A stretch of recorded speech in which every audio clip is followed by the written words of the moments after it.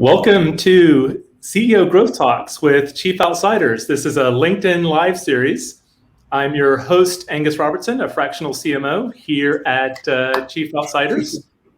Today, we'll be talking about growth stories and a growth story with one of our clients, Gryphon AI, and one of our fractional CMOs, Dawn Lee.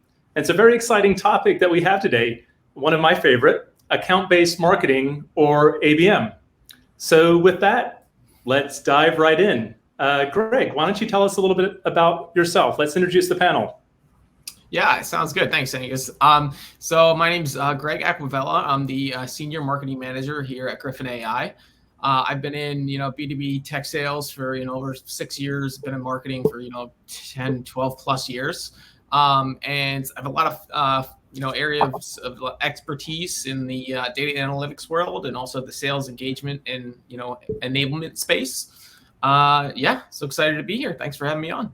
No, thanks for being here, Greg, and great to have you too. Dawn, tell us a little bit about yourself. I thought you would never ask. Thanks for having me. Nice seeing you too. Dawn Lee, Chief Marketing Officer and partner at Chief Outsiders.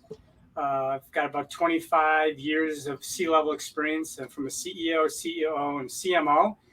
I deal with industrial companies, SaaS, and professional services.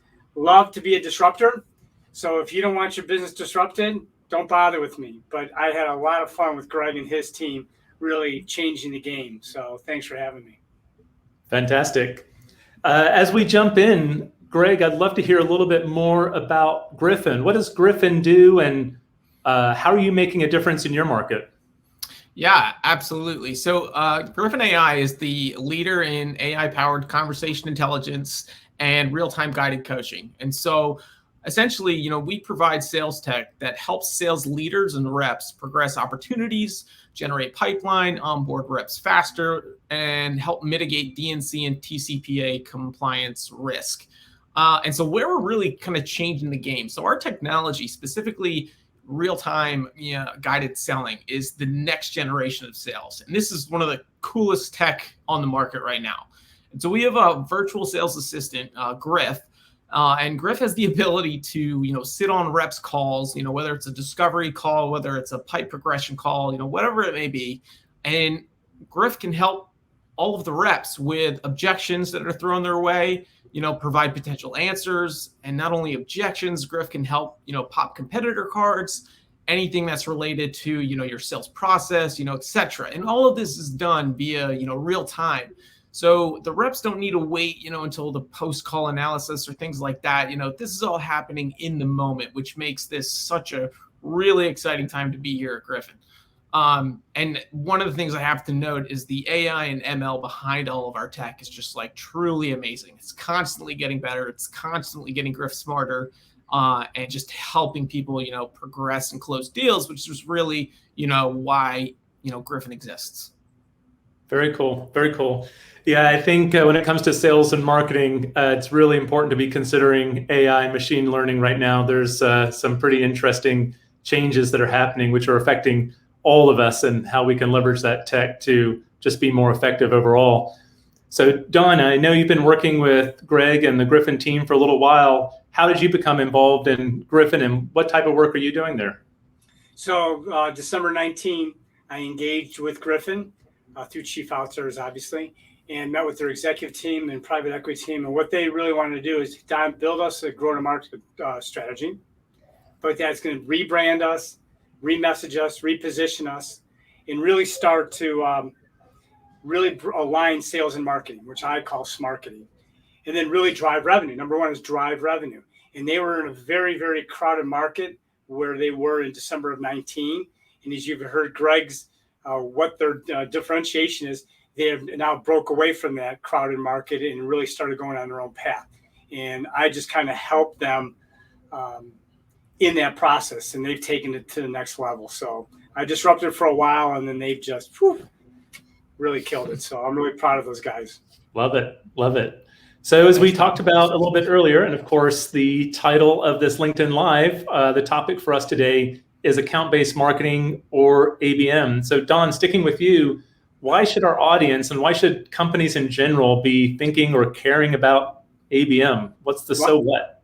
Wow. Well, guess what, folks? 40% of folks will buy online, and they do not want to buy or hear from anybody else. They want to do it seamlessly with no intervention of other humans. And it's growing as the Gen Zs are coming up into the workplace.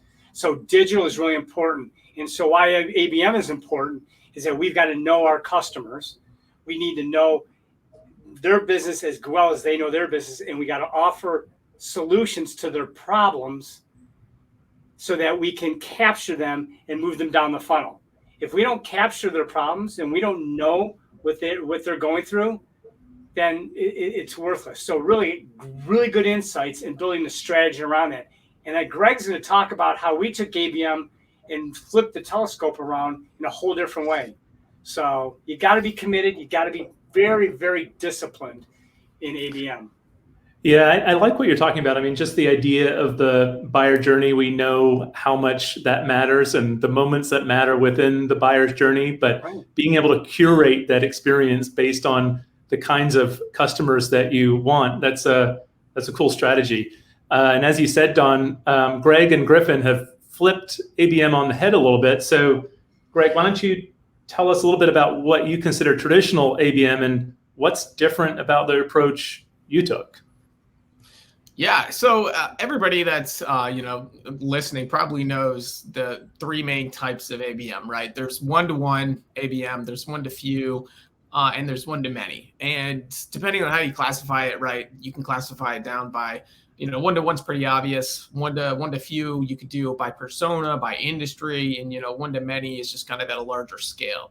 And so the traditional kind of ABM approach really hones in on those three different segments. And to implement a ABM campaign, like a traditional ABM campaign, pretty well, you need to have a really solid dedicated resource that is all they're doing is ABM. You need to have, basically the tech stack to back it up, ways to implement it. You also have to have, ad spend, all of these other things to really, go after that target. And one of the really cool things when, I was working with Don maybe about a year ago now, is we were looking at kind of, ABM and trying to figure out how to bring that into the mix. And Don has this one mindset that's really great. And it's, this whole marketing mindset with, bringing sales and marketing alignment really together. And that, really resonated with me. And so what we really tried to do was take that mindset and bring it into the ABM world. Now, what does that look like, and how did we actually do that? And so one of the things that really sticks out is, our use of intent data. Many people might be like, well, hang on, we use intent data for traditional ABM all the time. Like, what's the difference, right? And Don, you can elaborate on this a little bit more, but we essentially, Don, you used this metaphor before, flip the funnel, right? Instead of actually going after these accounts, these one-to-one accounts or these one-to-many accounts and saying, these are our targets, we're going to go after them based on, this campaign, this strategy, and this is what we're going to do over a 9-week period. We developed this intent kind of data engine that is bringing people into the funnel that we might have, not known about. Can I? Yeah. Go ahead. But what I really like about that, 100%. But if you think of the funnel, we were in a very, very, before we really started differentiating stuff, we were in a very tight market. So people that are in a funnel, they were in other people's funnel. And so we were battling price. And so what we wanted to do is we wanted to go outside the funnel, out here, and really start understanding intent data and pursuing them to say, hey, come to our funnel first. And then let us nurture you and how we believe we could solve your problems. So that was one of the reasons why, because we had to get out of just such a busy marketplace, a very crowded marketplace. I'm sorry, Greg, but I just love that when you're talking about that it's not one-to-one. It's out there in the stratosphere bringing you in. Yeah, exactly. And I mean, in the sales tech is, Gartner, Forrester, all of the major analysts have, said that this is, the most popular growing space out there right now. And there's a lot of money in this space. And so, when Don says it's crowded, like he's not kidding. There's a lot of different players, and you need to be able to differentiate yourself. And so everybody has their own ABM strategy. So what sets yours apart? And so by looking at accounts that potentially are kind of coming to us, or looking at intent signals and things like that are bringing people in and saying, okay, these are what we should focus on, we're getting outside of that funnel like Don is talking about. So by bringing people in and being aligned with sales in such a way where, I work with our SDR team, I work with our, AEs, really closely to make sure that this engine is working properly, and that the accounts that we're bringing in are not only being nurtured, but then potentially, we're maybe doing something a little bit more with them, whether that's more sales outreach or a tailored piece of content, or, doing something specifically around them. And that's kind of, I think, what really kind of makes it different, what makes us different, and really why it's working.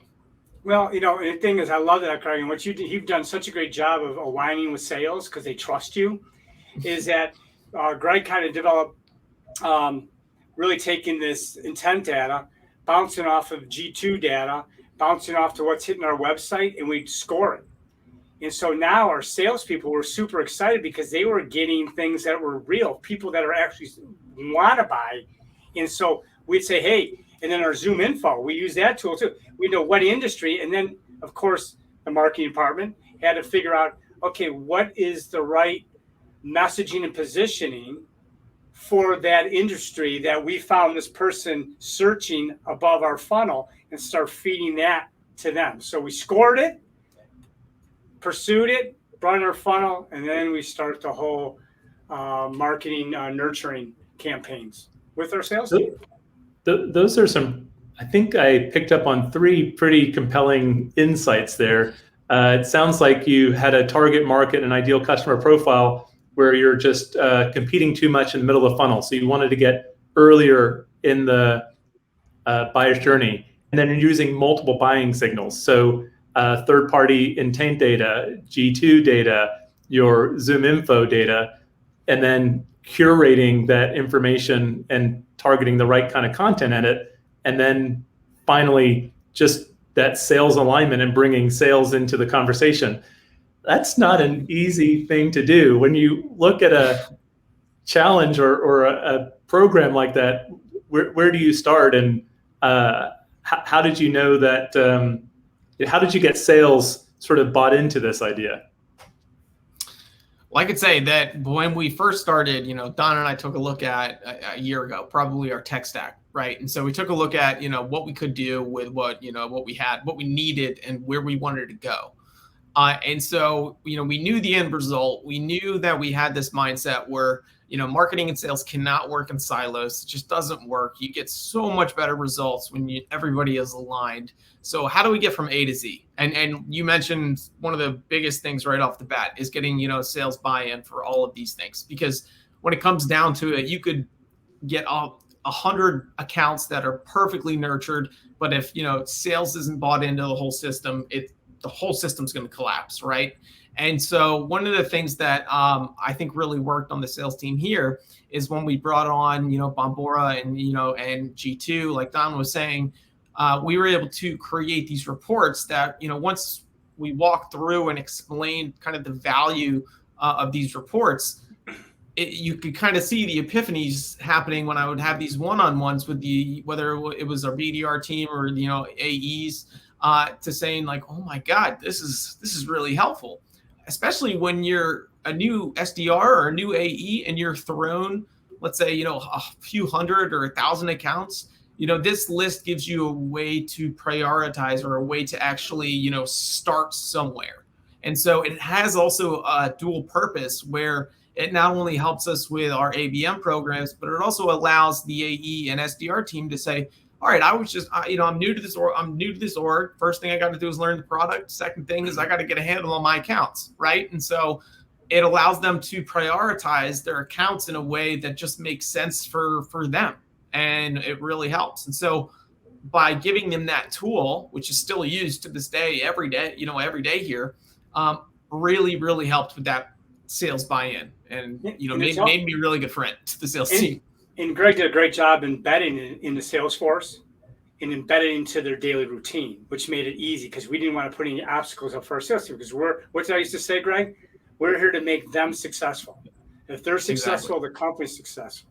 Another reason, I love you, Angus, when you said, middle of the funnel, but also why we had to get on the top of the funnel is because our competitors, I went through probably 10 competitor demos, and they all were battling on the same feature. And that feature isn't as important as some of the features that Griffin has to offer with the real-time coaching, the real-time analytics. And so I wanted to get to them first so they would ask the question to my competitors, do you have real-time coaching and real-time analytics? Well, no, it has to go through a process and the voice goes in. That's what I want the conversation, not to say, do you have this and do you have that? Because now all of a sudden we're getting into price again. So we wanted to change the conversation, be a disruptor, and actually be the first to talk to those clients and really start educating them on a way to really run a high-performing sales team. So it's like playing as opposed to defense or offense, basically, right?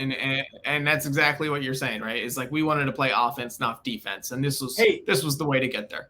Listen, I was there from January to June, and we were running the football because we were trying to get our team culture, and the culture was great there. Just trying to get the change and how we were changing and where we were going. They brought in a great chief revenue officer in Greg Armour. They brought a replacement in for me, Michelle, and you got Greg. But the point is, we had to run the ball because we had to get our blocking and tackling done right. And then when Greg Aquavella came down, I was able to pass downfield. I'm like, okay, now let's start. And now let's add fire to this engine we built over the last 6 months. And these guys, that team has been killing it. Well, Don, I really liked a word you used there. It's one of my favorite words. You used the word conversation because there's a couple of CMOs I worked with in the past or worked for in the past, and there's a favorite phrase that they used to use, which is, if you own the conversation, you own the market. So if you're getting earlier in that buyer's journey and you're defining the conversation, it sounds like there was some work that you did around positioning and content too. So as you built out this ABM strategy, were there any changes to the content, and what did you do there, or to the positioning? Hey, Greg, we changed probably 3 times in my time there because our product team was just starting to develop really what the clients were. We were listening to Gartner and Forrester and really moving with the trends, and so we try to get ahead of trends. So our content, I mean, that website today is probably the 3rd iteration since February of 2020.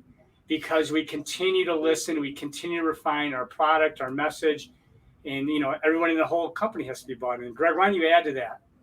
Yeah, one of the things I think why we changed we're able to change so quickly here is like Don is saying, we are looking at the trends in the market, right? We're trying to, we're staying, kind of number one in, where the trends are going and where they're going to be in 2022.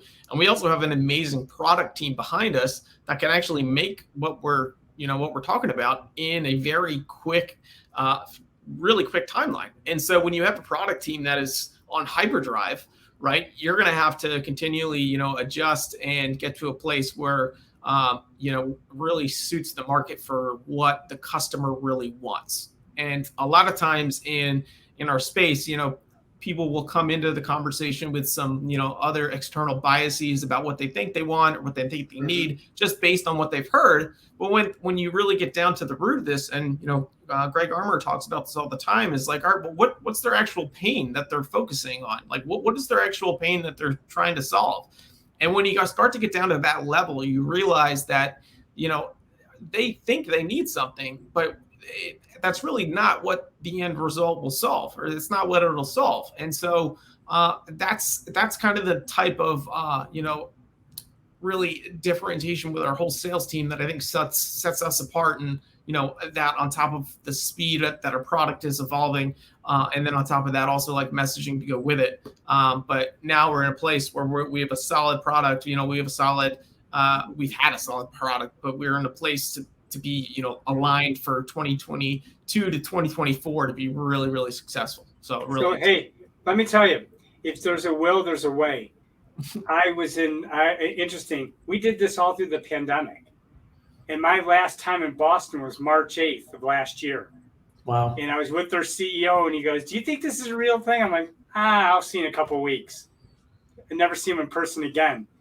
But it really took a lot of work and a lot of heavy lifting to really get us to position ourselves and get our product aligned with our customer needs. And that was done during the pandemic. Now, as we're still in it, I guess, but as we're kind of coming out, we're starting to even get more traction because now people are, moving about and we're building relationships. And that's really the key to being the first one to talk about. So change the conversation. Well, Greg, you mentioned a few different tools. You talked about Bombora. I heard you mention Salesforce, also ZoomInfo. That's a blessing and a curse, I think, that us in the world of marketing and even sales, we have so many cool tools to work with and new tools to consider or think about pretty much every day. Can you tell us a little bit about the tech stack? And once you got your strategy together, was it easy to implement? Were there any lessons learned? I've been down the path of Salesforce integrations and custom objects, and no, it's not always pretty.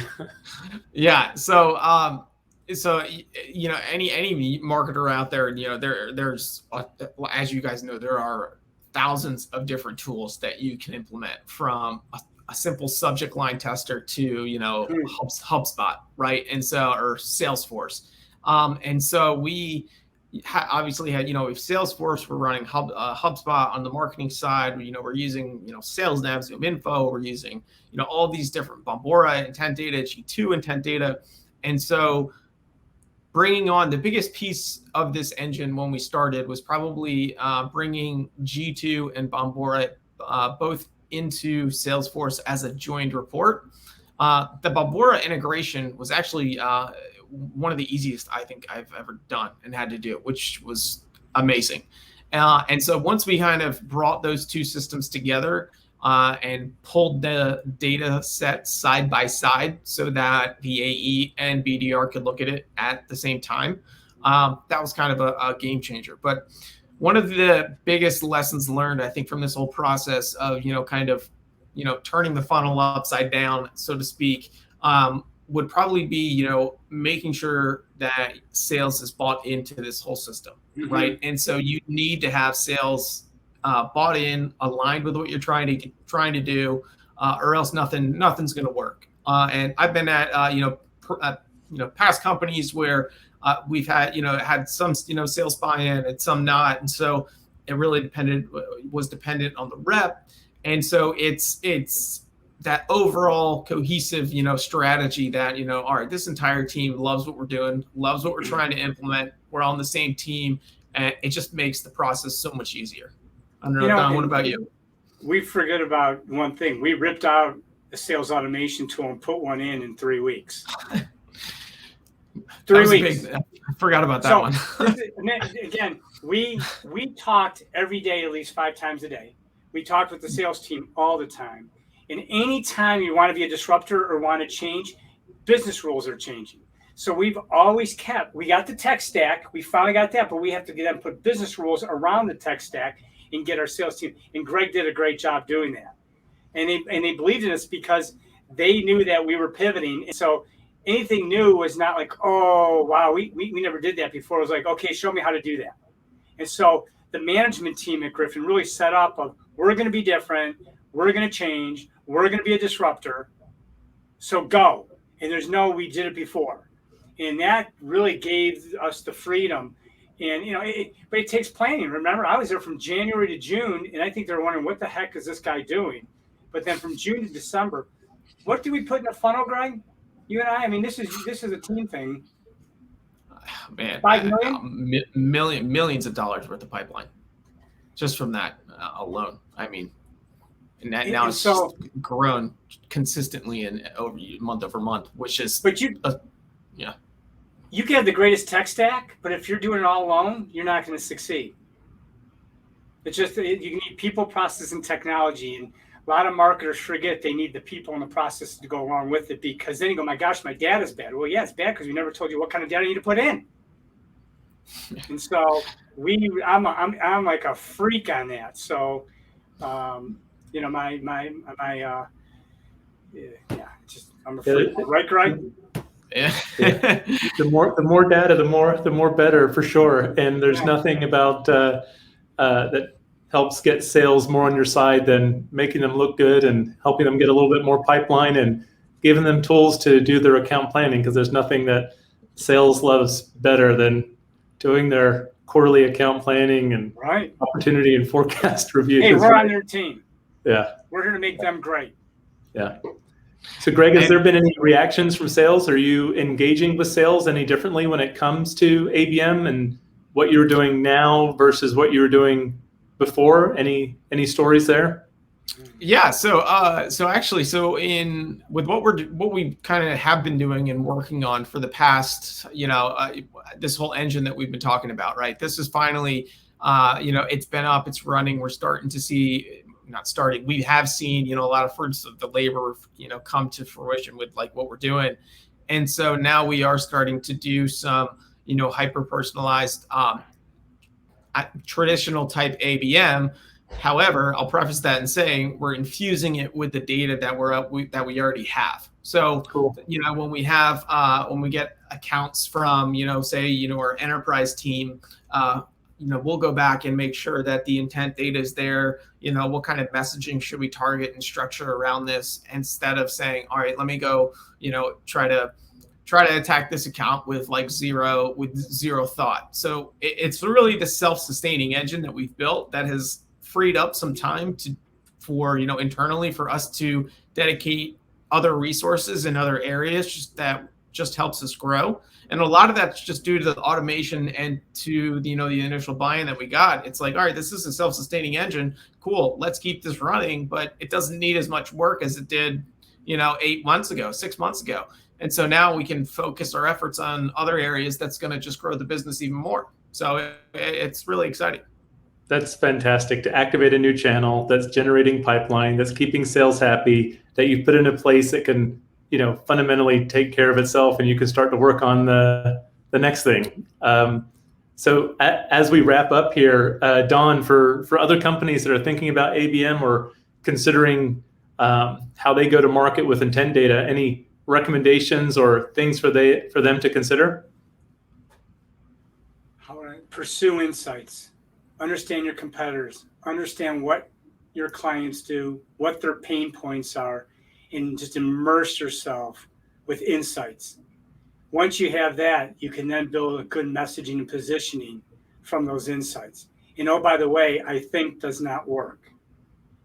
You can be intuitive, but triangulate your intuition with data. So that's what I've learned about ABM. I think ABM, we throw it around so loosely. And so really it's about understanding the industry, it's understanding the company, it's understanding the people in that company. Depends if you want to go one-to-one, one-to-few, one-to-many.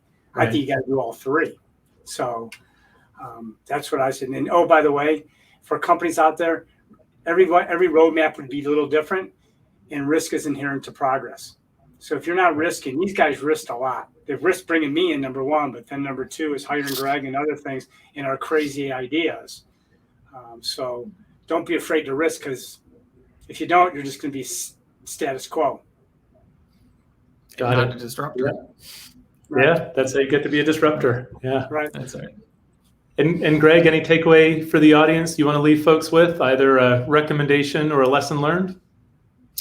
One of the biggest things is I've seen people bring on technology and not, really fully understand it or take full advantage of it. And so my biggest recommendation with any ABM tool, or even, switching over, marketing automation platforms, is to really understand the system fully and just get the most out of it. So, I'm learning, when we transitioned from HubSpot, Don said we did that, I think it was actually less than 3 weeks, like Don said. It was a quick turnaround, and we are, still implementing and learning things every day that's just enhancing our business more and more. So the more technology doesn't always mean, that you're going to be better. It's the understanding and use of the technology you bring on that will make you better, which is one of the biggest things. Well, Greg and Don, thank you so much for both joining the CEO Growth Talk LinkedIn Live series from Chief Outsiders and sharing your growth story. It was a great story. Nice job, Angus. Thank you. Sure. Yeah, thanks for having us.